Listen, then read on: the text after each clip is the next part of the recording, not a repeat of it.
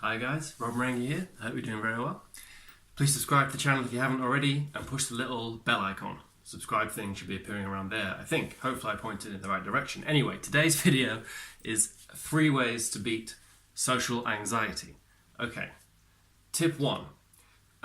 It's a cliche, but cliches are often cliches because there's truth in them. Feel the fear and do it anyway. You know, you're not going to get rid of the sensation you're calling anxiety, whether it's the sweaty palms or feeling faint or dizzy or like butterflies in the stomach. That's the main symptom of mine, like a very strong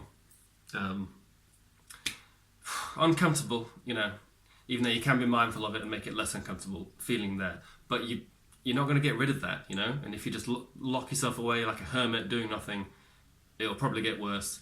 And literally your brain is programmed to, if you let something win, each time you do that, you're sort of rewired to let the cowardly way win, I guess.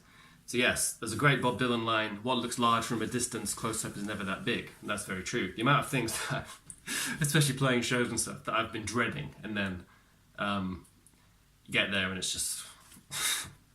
It's just life, isn't it? There's someone there, there's someone there. It's not this whole, usually anyway, not this whole dramatic, ridiculously stressful scene that you'd envisioned, although things certainly can be that. Okay, tip 2. Do not take your anxious thoughts too seriously. Do not take thoughts in general too seriously, okay? The main thing you learn from meditation, once you study what's actually going on inside your experience, your conscious experience, is that you are hypnotized by a veil of thoughts, almost like little molecules that pop out of the ether and totally captivate your attention to the extent where you don't even know you're being captivated. Like George Orwell's thing about the thing that's hard is to see being right in front of your face. Also, the assumptions you have. If you're thinking of going to a party, say, which I get very socially anxious about. Not that I've done it in a while. Could be a slight hypocrite there, but hypocrisy is an emerging flavour. Anyway, you assume maybe people are it's going to be hard to start a conversation with people. People are going to be a bit cold and frosty and unfriendly with you for some reason. They're going to judge you negatively. You might not fit into the party crowd, whatever that is. These assumptions could be talked about with a friend or with yourself or with a therapist and maybe seen as faulty. Do you know what I mean? I suspect the reality is almost everyone is too concerned with themselves to really care what you're up to at a party or a gig or a drink with some friends or, you know, work lunch or a new job. Well, a new job, they probably do care quite a lot what you're up to, but you know what I mean.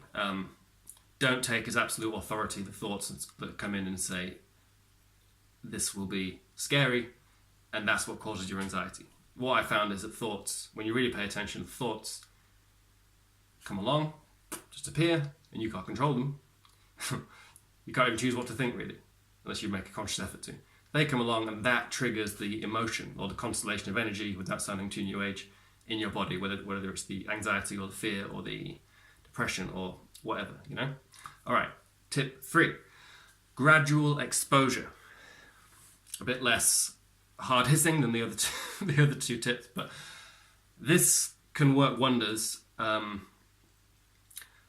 I guess it's a case of incremental improvement of some kind. I've again fallen short of gradual exposure. There are things that I do every day, and maybe slightly more, like say pull-ups. Say I do 1 more each day, or try and keep it level. And things like that can be very powerful, and that's gradual exposure in a way, even though it's in the paradigm of exercise. But I'll tell you a story. I used to go to the London Buddhist Centre quite a lot before I got my depersonalisation symptoms. And then the symptoms kicked in almost overnight and brutally in a derailing way, in a horrible way. And I went to the London Buddhist Centre, of all places, which is probably the most chilled out place in London. People were sat in there meditating, advanced meditators and meditating all day. And it was too distressing. I was sat there in the room and everything looked so strange and like a, you know, low dose of acid or magic mushrooms or DMT or whatever, and I had to leave through fear, and I haven't gone back since. Even though going back would mean going to Bethnal Green, which would probably be very anxiety-provoking, depersonalisation-provoking. but it is London after all, and very polluted, and the rest of it. But yes, I've heard from all kinds of places now, the gradual exposure therapy. You're scared of going somewhere, like say I'm scared of going to the London Buddhist Centre now. I should go there, stand outside for 10 minutes, you know?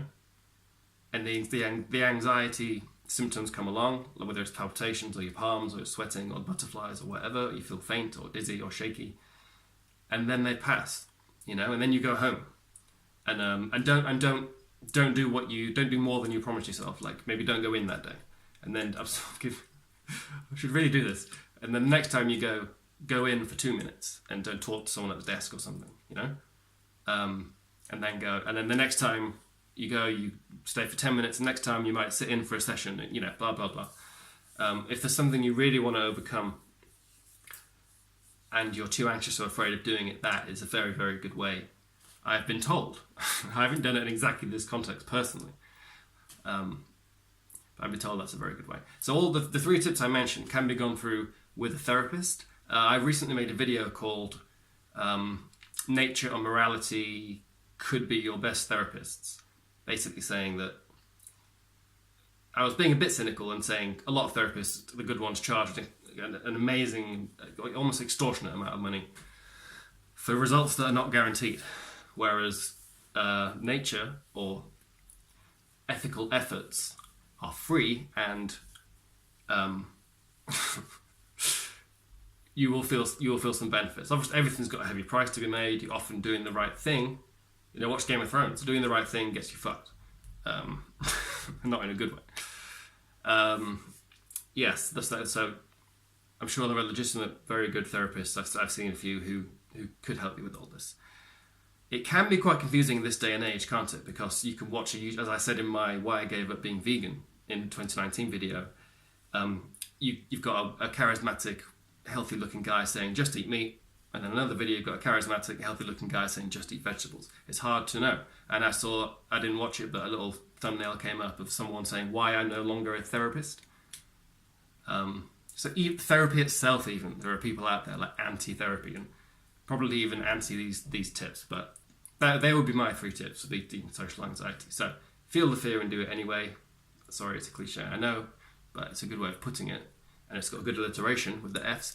Number 2, don't take your thoughts too seriously, or even your emotions too seriously. As a great Zen master once said, it's not thoughts or emotions that are the problem, it's being too attached to the thoughts and emotions that are the problem. Okay, and number 3, gradual exposure to the thing you are anxious of. You know, the party could be, maybe you're setting your sights too high, you're like, I'm not going to go to this, I'm going to have to talk to everyone. Why don't you set yourself little goals? You go and sit in the corner with a friend, or sit in the corner on your own, or talk to one person in the first hour. And, you know, I guess shrink your horizons, make things in bite-sized chunks instead of overwhelming. Kit Kats of terror. I don't know if Kit Kats are in every country, but chocolate.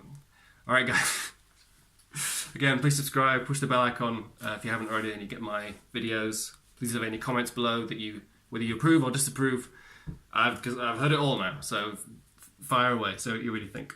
All right, see you later, guys. Bye.